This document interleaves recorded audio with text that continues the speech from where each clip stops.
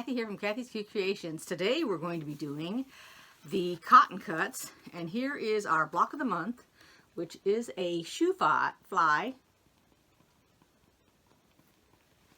These are my colors. I am Team Night Owl, and this is going to be clue number 2. Name of the rose. And then I have changed my table. There are 6 pieces of fabric. Now, not 6 different colors, 6 pieces. I'm going to hope it doesn't fall off my little board here. This is what it looks like. And let's get started. Alrighty, so if you hear any of that crackling, it's that candle that makes all that noise. You know, I have not found another one of those since that came in my Walmart bag. But here's my table set up now. I've changed it, and I mentioned in another video that I redid my top table. So that's the table, and you can see that it's higher. Let's see here. I'm going to move this a minute. So you can see it's a little bit higher there. About that much, because this table here, I've actually got this table slid up underneath there a little bit, but not much. As a matter of fact, I bumped it and just slid it a little bit more. There we go. And this is what I use. This holds your telephone. I got this at the, I think it was the Fat Quarter Shop. Here's my phone case. You can lay your phone like that, or like this. And so normally what I do when I sew is I just open this up, make it a little higher, like that, and then I take my design board. I made this design board right here and put it on top of it like that. And it holds it up, and this stuff won't fall off. Then I'll put all my pattern, I'll lay it out here on this little board. So let's go ahead and get started. I did make sure that I got all my fabrics. That's what you want to do whenever you get a kit. You want to make sure that you got all your fabrics. Here's my board that has all my colors on it. And they want us to join our small triangle B. And B is this fabric, so that's the small triangle. And we're going to put it with C, and if you look at the fabric, C is that right-hand corner, which means it's going to be this one. So we pull them out. And we take 2 of these.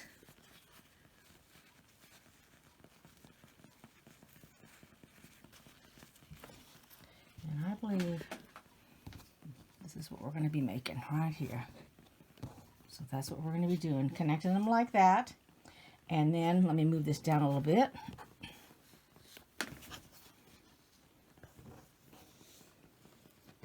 And we're going to take our B, which is this, remember? And we're going to put it on top of that, just like that. And we're going to sew all them together. So it says that we're going to make 4 of them. So let's make 1 together, and then you can make 3 on your own. My fabric into 2 spots, and I'm going to use a leader ender because I already started up at the tip and it tried to eat it. So that's where I'm at now. So I have my leader ender down here.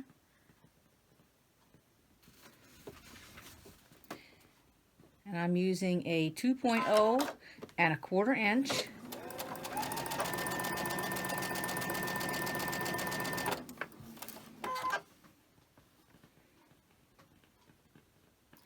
That is the disadvantage from having to start on the end. There you go. And since we are sewing on the bias, if you feel like you need to go ahead and put a stabilizer of some sort to keep your fabric from stretching, then by all means do that. You can use a piece of paper if you would like. Tissue paper, regular typing paper, which is probably a little heavy, but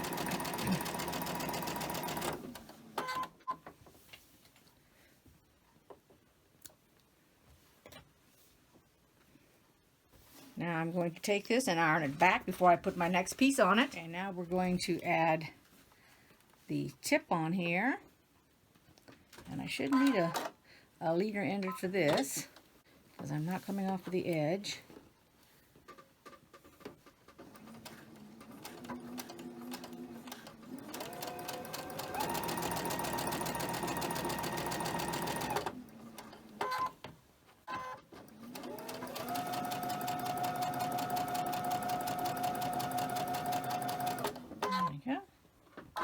when I get this one ironed open, it's going to be a flying geese unit.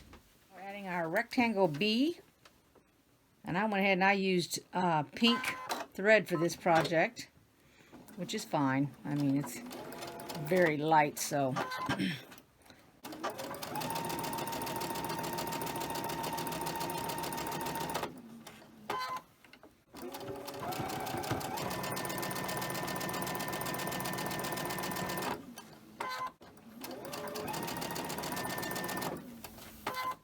let's iron this. The next step tells us to go ahead and take our large rectangle, which was blue, just like the little one before. This is my other set. That's my last 3. And I thought, well, I'll just go ahead and chain stitch these, because that's the way I would have done it if I hadn't done just the one. So that's what I'm doing now. So I'm just going to go ahead and chain stitch this next batch, and then I'll just iron them all at the same time.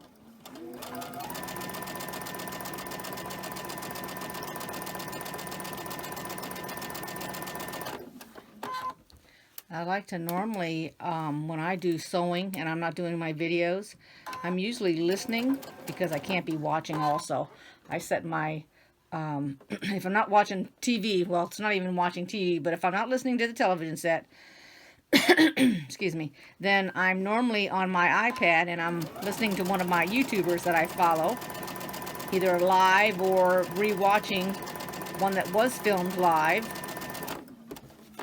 just to pass the time, so there's actually some noise in the background, because right now there's no noise. I've had to blow out the candle. It's because it was so little, it already melted down to just the liquid in the container, and I could see the metal at the bottom of it. I have it sitting on a little not a placemat, but a coaster that I've got in one of my boxes. And here's the last one.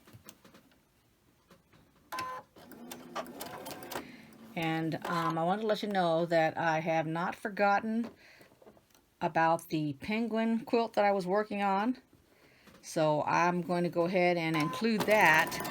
I'm going to try to get the next block done on that one. Oh, it says my bobbin thread's almost done.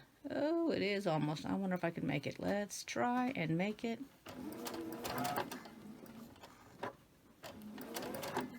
Oh, goodness. Let's see here.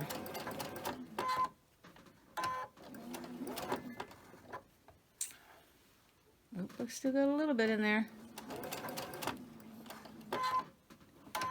I can see it, but it's, I think I can make it. I think I can, I think I can, I think I can. I just did. Alright, let's see what we got here. We have very little, but there we go. I don't think I have another pink bobbin, to be truthful with you. Let's take a look. I might have to switch it over to white. Now I'm finished with these 4. We're going to set these aside, because I want to show you when I did this one here, I did not show you this other side. So let me show it to you this time around, because if you're new, you need to mark it. So you want to mark with your friction pen or pencil above this line so that you do not take off the tip. And that's what I've done to all 4 of these, or 3 of these, excuse me. Every one of them is marked. See, right here? And now I'm going to sew one to show you. And you can chain stitch these. Lucky when I did that one without looking at it, that it didn't take off the nose. But that one was pretty good. Now, I shouldn't need a leader ender, because this is starting at the edge here.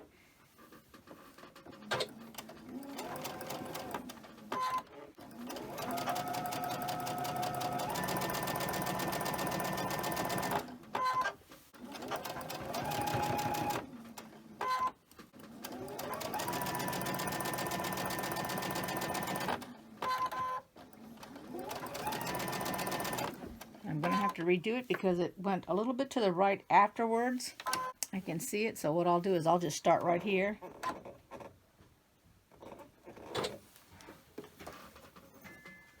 Whoops. And then I'll go over here to the left a little bit, which is going on my line. There we go.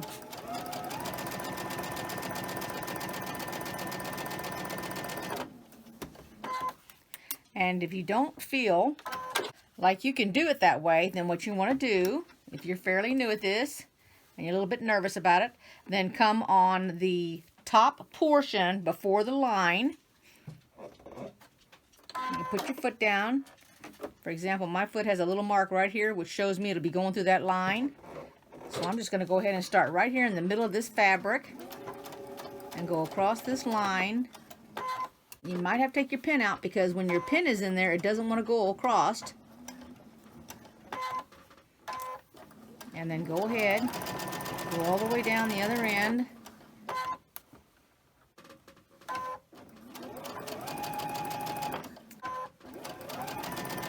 Cut it off, go back to the front, or the top, not the front.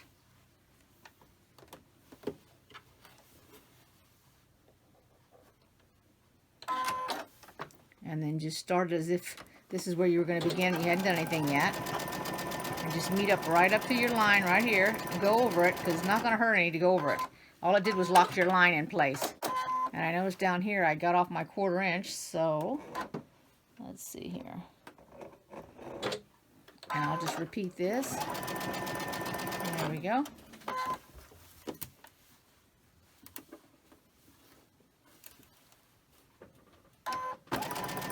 And then once you get to practicing with it and you feel more comfortable, then just do it this way.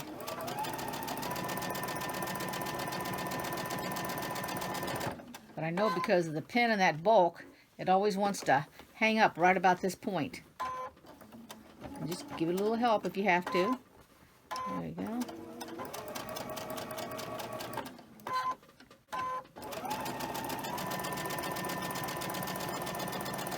There we go. Cut it off. Now these are the only 4 on this project that get this end on it. So let me go ahead and iron these. Now we're going to take our sections F with our B and we're going to attach it to these, and we're going to make 4 of these. Now there's no matching any kind of seam or anything, so this is just strictly taking it and sewing across it, right like that. So let's do that. I have all these pinned, and all I'm doing is just sewing them, chain stitching them, 1/4 inch just like the rest, taking my time.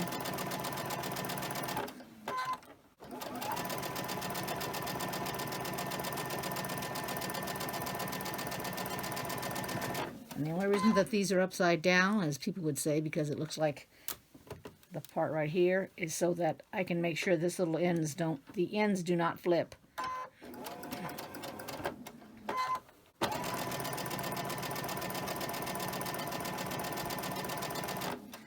And I think 2 of these are going to get the other fabric on them. 2 are going to get it and 2 aren't.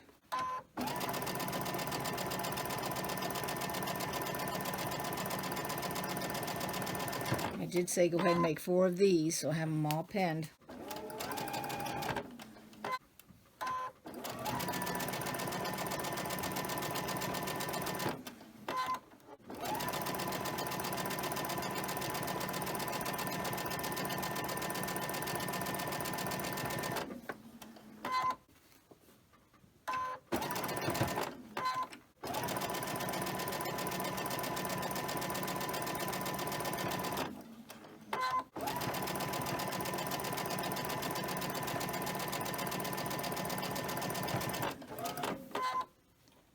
And let's iron these.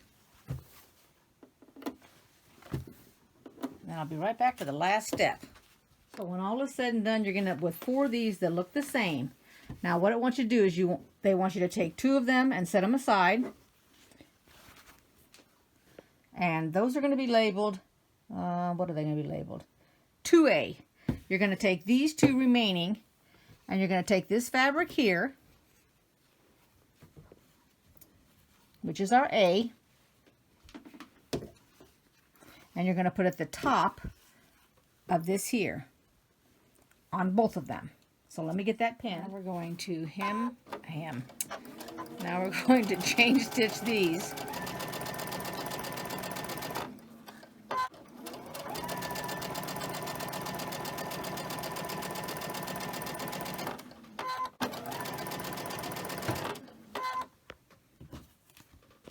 And there should only be 2 of them now.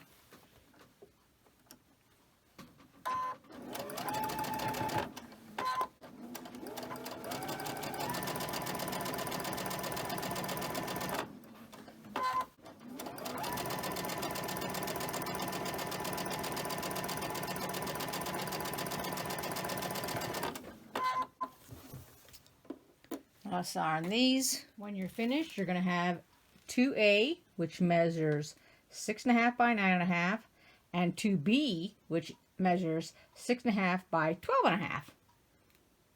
So I'm going to put them up here on the design wall. But I hope you enjoyed this video. Give it a thumbs up if you did, and I will see you all next time. Bye-bye, everybody.